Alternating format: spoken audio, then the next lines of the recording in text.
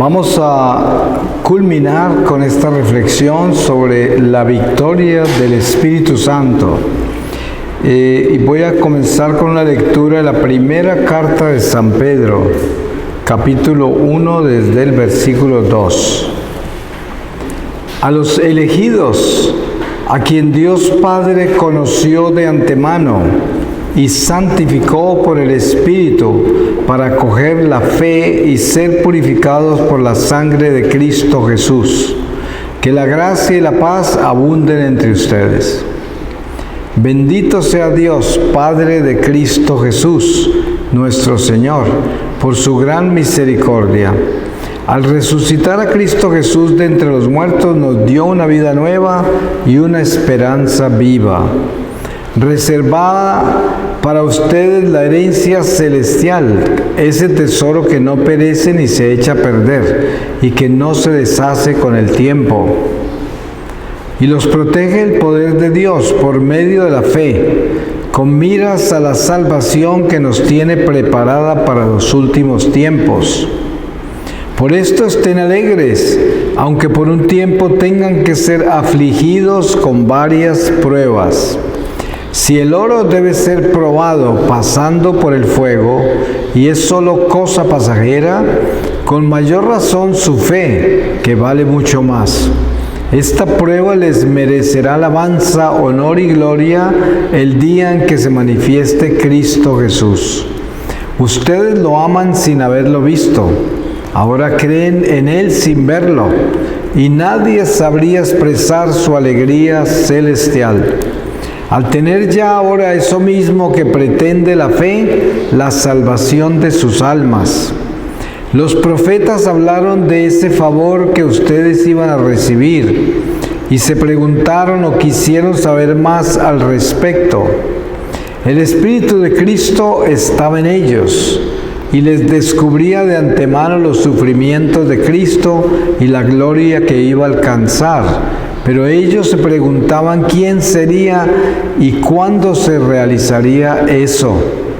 Estaban preparando lo que mantiene a los ángeles en suspenso y que ahora les ha sido anunciado por los evangelizadores de ustedes, al mismo tiempo que el Espíritu Santo les era enviado desde el cielo y les fue revelado que todo esto sería no para ellos, sino para ustedes. Por tanto, tengan listo su espíritu y estén alerta, poniendo toda su esperanza en esta gracia que será para ustedes la venida gloriosa de Cristo Jesús. Si han aceptado la fe, no se dejen arrastrar ya por sus pasiones, como lo hacían antes, cuando no sabían. Si es santo el que los llamó, también ustedes han de ser santos en toda su conducta. Según dice la Escritura, serán santos porque yo soy santo. El Padre que invocan no hace diferencias entre personas, sino que juzga a cada uno según sus obras. Tomen pues en seno estos años en que viven fuera de la patria. No olviden que han sido rescatados de la vida vacía que aprendieron de sus padres, pero no con un rescate material de oro o plata, sino con la sangre preciosa de Cristo, el Cordero sin mancha ni defecto. Palabra de Dios. Pues más clara que esta palabra sobre la victoria del Espíritu no lo podría ser, porque Estamos atendiendo a una realidad espiritual que es el encuentro con el Mesías, que ha hecho todo lo que nos prometió y que además continúa cumpliendo sus promesas, y una de ellas es que estará con nosotros todos los días de nuestra vida, que nos guiará. Él es el que nos dirige en todo y el que está en nosotros para todo.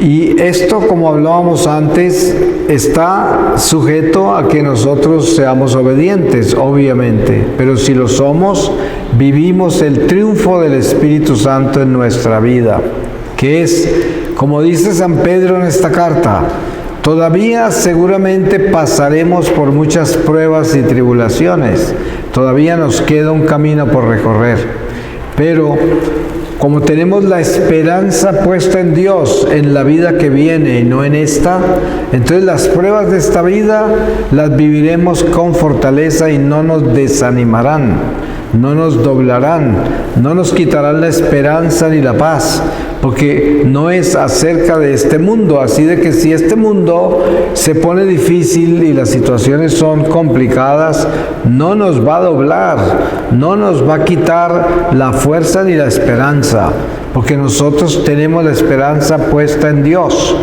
Y no buscamos la esperanza con cosas naturales, con cosas de la creación, adorando árboles o el agua. Nosotros encontramos es el Espíritu de Dios. Y el Espíritu de Dios, al serle fiel a Él, es el que nos llena y nos da su triunfo, el triunfo del Espíritu Santo. Precisamente, litúrgicamente estamos en la Pascua. Y la liturgia es de origen divino. Nosotros como católicos caminamos con la liturgia. Y cuando vivimos la Pascua, desen cuenta que este velón de Pascua representa la luz que encendimos en ese momento en la iglesia durante la Semana Santa. Y la señal de esta luz es la señal del triunfo del Espíritu Santo. Esa es la señal, que es una luz que nos llega de Dios y que nos acompaña en nuestro caminar y que debe estar encendida. Pero de la única forma que esa luz está encendida es si yo le obedezco a Dios. Un católico que se confiesa con frecuencia, que comulga con frecuencia, que tiene una relación personal con la Santísima Virgen María en oración, que tiene un corazón noble y caritativo, que está pronto a servir siempre, que no busca su beneficio personal, sino el beneficio de los demás. En esa forma, nosotros caminamos en el triunfo del Espíritu Santo. Porque el triunfo del Espíritu Santo obviamente que es el amor de Dios. Y el amor de Dios es la alegría, pero no una alegría natural, porque la alegría de este mundo la podríamos describir como euforia.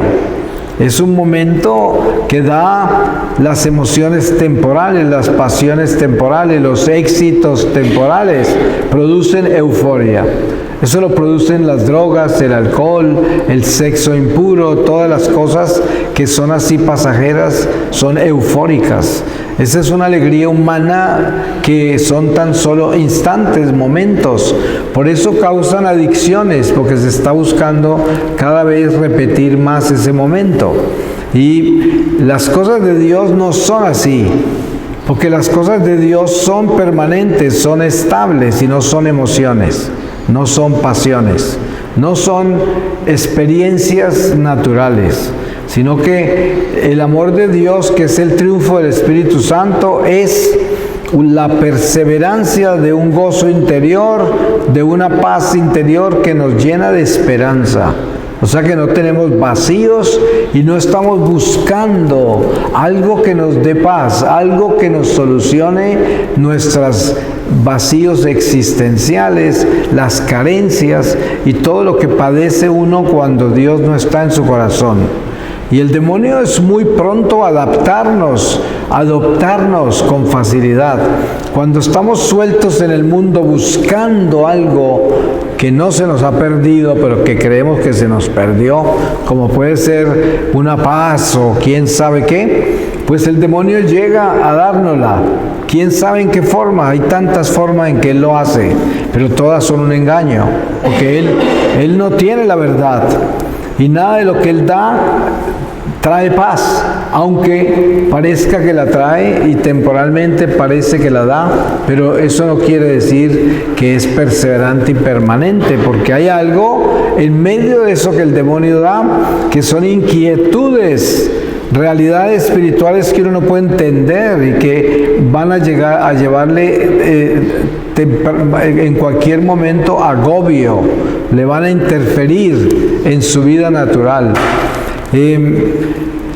Yo diría que una de las muestras más importantes del triunfo del Espíritu Santo en nuestra vida es cuando usted descansa en su conciencia, sabiendo que usted tiene todo depositado en Dios y no en usted. En ese momento hay un descanso, porque siempre que nosotros estemos tratando de controlar nuestra vida, tratando de controlar a los demás, o buscando la atención de los demás, y buscando ser aprobados, apoyados por los demás, seremos como unas veletas frágiles que soplan los vientos más fuertes, y nunca tenemos un destino determinado, sino el que sople más fuerte me lleva, porque estoy como una veleta suelta, porque no es el viento del Espíritu Santo el que me lleva. Cuando es Dios el que sopla, mi barca siempre me lleva por un terreno seguro, siempre mi navegación es segura, mi compás está en el norte de Dios, y esa brújula me marca mi destino. Y sabemos que cuando tenemos a Dios muy claramente en nuestra vida, nuestro destino es más que claro. Sabemos que es nuestra salvación, la salvación del alma. Por eso podemos mirar hacia adelante y podemos ver nuestro propio funeral sin miedo. La mayoría de la gente no se atreve a mirar su funeral. Nadie quiere ni hablar de eso. Es algo que se mantiene secreto. Y entonces cuando miran hacia adelante, miran hacia algo que quieren conquistar en la vida temporal. Pero nunca miran hasta la muerte. Allá no se mira. ¿Por qué? Porque no hay una integridad espiritual que nos dé a nosotros la capacidad de ser libres de verdad. Porque para ser libres de verdad en el Espíritu de Dios, tenemos que superar el miedo a la muerte, superar la transición entre esta vida y la otra, y sobre todo, confiar que nos espera un mundo mejor, que nos espera una vida mejor, que nos espera la verdadera libertad, que nos espera el nacimiento del alma. Si tiene uno todo eso claro, pues tiene paz y tiene una ventaja sobre la vida natural, porque va más adelante de ella. Desen en cuenta que los apóstoles, después de que recibieron Pentecostés, ellos ya no pensaron más en salvar sus vidas, ni tener comodidades o estar con su familia. No pensaron nunca más en eso. Ellos se fueron a hacer lo que el Señor los mandó y murieron. Todos murieron de mártires, con excepción de San Juan. Pero sabemos que San Juan fue puesto en una paila de aceite hirviendo por los romanos, y cuando lo sacaron salió más joven de lo que entró, y les dio tanto miedo a los romanos que lo dejaron libre. Pero fuera de él, los otros 11 apóstoles, todos murieron en el martirio. Pero ninguno de ellos tenía miedo, ninguno de ellos se preocupaba de cómo iba a morir, ninguno de ellos dudó el llegar al martirio, todos fueron al martirio. Vemos testimonios extraordinarios del martirio, como San Ignacio de Antioquía. A San Ignacio de Antioquía lo arrestaron en Antioquía, siendo el obispo de Antioquía, que fue el que reemplazó a San Pedro en Antioquía. y lo llevaron preso hacia Roma, que era un viaje muy largo. Y todos los cristianos en el camino por donde pasaba le intercedían a los romanos para que liberaran a San Ignacio. Y él les rogaba que no intercedieran por su libertad, porque él necesitaba ser triturado por los dientes de las bestias para convertirse en pan de vida como su maestro. Es lo que les decía. Así de valiente era ese apóstol. Y ese apóstol conoció a Jesús personalmente, San Ignacio de Antioquía. Y él, cuando llega al Coliseo romano, que está sentenciado a ser devorado por los leones, está vestido de obispo y sale corriendo hacia los leones cantando salmos. Y dicen que ese día fue el día que más romanos se convirtieron al cristianismo. Y se cumple lo que él pedía, que los dientes de las bestias lo convertirían en pan de vida como su maestro. Pues mire todas las almas que arrastró para el Señor con ese martirio. Y esa entrega real del martirio no necesariamente para nosotros representa llegar al circo romano, porque ya no lo hay. Lo hay, pero ya no como era. Entonces, ¿nuestro martirio cuál es? El martirio nuestro es muy claro. Este mundo nos ofrece muchas cosas. Y cuando nosotros entendemos a Cristo y entendemos la fe y entendemos nuestro destino, entonces comenzamos a vivir de acuerdo a la vida eterna. Eso no quiere decir que entonces tenemos que irnos a vivir a una cueva y dejar todo lo que tenemos. No quiere decir eso, pero sí quiere decir que dentro de lo que hacemos y dentro de lo que poseemos y donde estamos y a donde pertenecemos, nos tenemos que elevar al Espíritu en una forma de que las cosas del mundo no nos controlen, que nos convirtamos en buenos administradores de ellas, pero que ellas no nos posean a nosotros. Les doy un ejemplo. Usted ve a veces personas que sacan a caminar a su perro. Y muchas veces el perro es el que los lleva a caminar a ellos, ¿no? Van arrastrados por el perro. Pero otros llevan al perro a caminar. Y yo pienso que esa es una imagen de la vida en el mundo material. Hay personas que son arrastradas por lo material y el mundo material las lleva, es el que las lleva. Y otras que están en el mundo material y llevan al mundo material, lo administran, saben cómo hacerlo, tienen sabiduría, buenos administradores, que no son posesión de sus posesiones. Yo he estado en lugares donde hay un agonizante que ya se va a morir, ya sabe que no va a sobrevivir, ya se va a morir. Y he encontrado personas que en ese estado están preocupados por las cuentas que tienen que pagar y ya se van a morir. Entonces uno dice, ¿se puede imaginar cuando uno tiene ese tipo de apegos al mundo material y el mundo material es el que lo maneja a uno? Eso es igual que aquel que saca a su perro y el perro lo arrastra, lo lleva. Él no lleva al perro. Y esto es importante de entender de lo que tenemos que hacer para vivir una vida coherente en Cristo. Porque para llamarnos cristianos, nosotros tenemos que tener algo vital, y es el gozo, la paz y la esperanza. Eso lo debemos tener. Un cristiano que no tiene eso, ¿en qué andará? No tiene por seguro el Espíritu de Dios en él. Así de que el triunfo del Espíritu Santo no habita en un cristiano pesimista, angustiado, inseguro, lleno de dudas, lleno de resentimientos, con falta de tolerancia, de compasión, de paciencia, con todas las virtudes desnutridas. Ahí no habita el Espíritu Santo.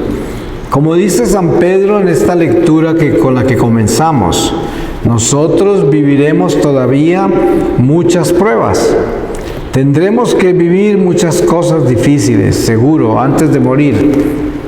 Pero la diferencia entre aquel que entiende el triunfo del Espíritu Santo y aquel que está amparado en los eventos naturales solamente y solamente su gozo se lo producen las cosas temporales. El éxito en las cosas materiales, el afecto humano, las oportunidades que este mundo le da, las comodidades que este mundo le da, y eso es lo que maneja su euforia. Pues cuando alguna de esas cosas le falta o le falla, entonces se pierde la euforia y llega la miseria y la persona no tiene paz. Porque depende de cosas externas, materiales, superficiales, temporales, y ese es un gozo que es el gozo del mundo. Ustedes se dan cuenta que la gente en el mundo a veces se suicida. Y obviamente que el suicidio no siempre es porque es una persona del mundo. Hay personas que tienen enfermedades mentales y llegan a un momento en que se suicidan. Pero estoy hablando de gente del mundo que se suicida por un fracaso económico, por una relación que se dañó, cosas así. Porque no tienen a Dios y la esperanza la tienen anclada en otra criatura humana, en el dinero, en sus proyectos, en sus ambiciones. Y si algo falla, les falla la vida y ya no la quieren, ya terminan con ella.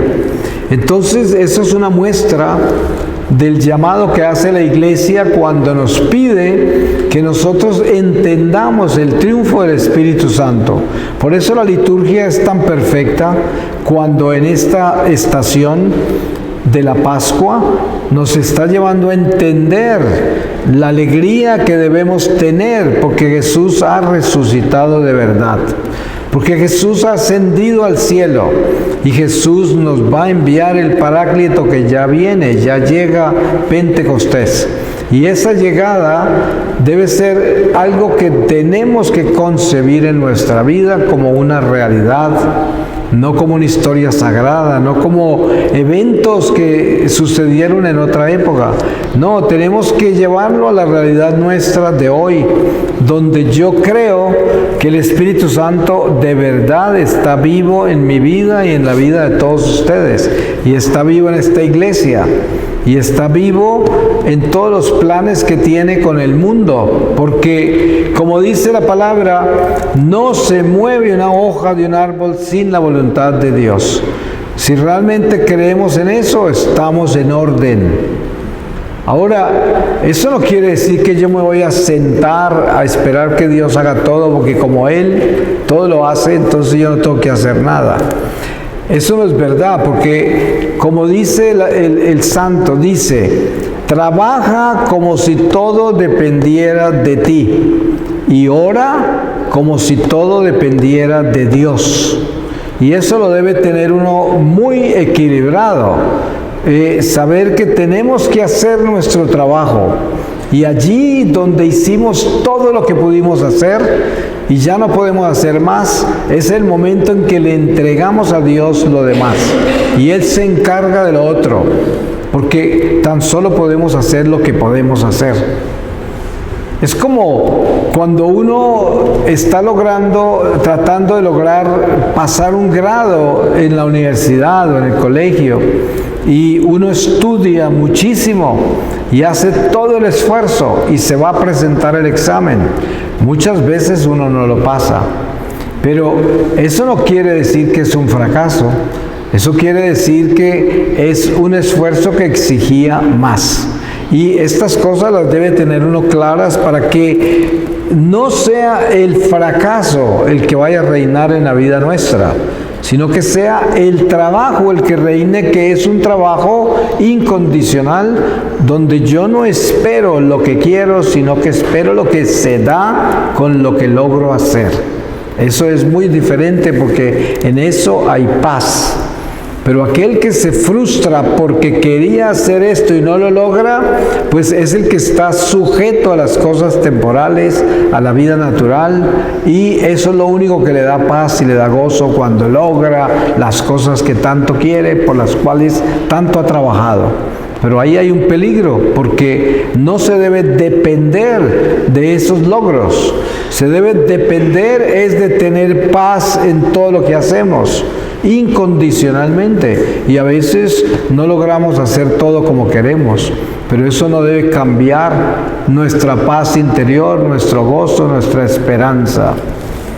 Voy a terminar con una lectura de la palabra y les leo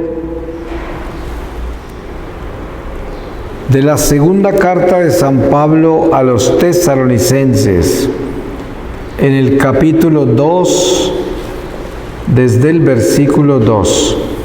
Que no se dejen perturbar tan fácilmente, no se asusten por manifestaciones del Espíritu o por rumores o por alguna carta que pasa por nuestra, que dicen que el día del Señor es inminente. No se dejen engañar de ninguna manera. Primero tiene que producirse la apostasía y aparecer el adversario de la religión, el instrumento de la perdición, el rebelde que se pone por encima de todo lo que es considerado divino y sagrado, que incluso pondrá su trono en el templo de Dios para mostrar que Él es Dios. ¿No recuerdan que se lo decía cuando estaba con ustedes? Ustedes saben qué es lo que ahora lo detiene, para que solo se manifieste a su debido tiempo. La fuerza antirreligiosa ya está obrando secretamente, pero falta que desaparezca el que la retiene. Entonces se manifestará el adversario, a quien el Señor ha de barrer con el soplo de su boca, y al que derribará cuando venga en su gloria. Al presentarse éste sin ley, con el poder de Satanás, hará milagros, señales y prodigios al servicio de la mentira, para engañar y pervertir a todos los que han de perderse, a los que no aceptaron el amor de la verdad que los había salvado. Por esta razón les dirige Dios las fuerzas del engaño, dejando que crean en la mentira. Así serán condenados al fin todos los que no quisieron creer en la verdad, porque les gustaba más el mal. Pero nosotros tenemos que dar gracias en todo momento por ustedes, hermanos amados por el Señor, pues ustedes son la parte de Dios y fueron elegidos para que se salvaran mediante la fe verdadera y fueran santificados por el Espíritu. Con este fin los llamó mediante el Evangelio que predicamos y los destinó a compartir la gloria de Cristo Jesús, nuestro Señor. Por lo tanto, hermanos, manténganse firmes y guarden fielmente las tradiciones que les enseñamos de palabra o por carta. Palabra de Dios.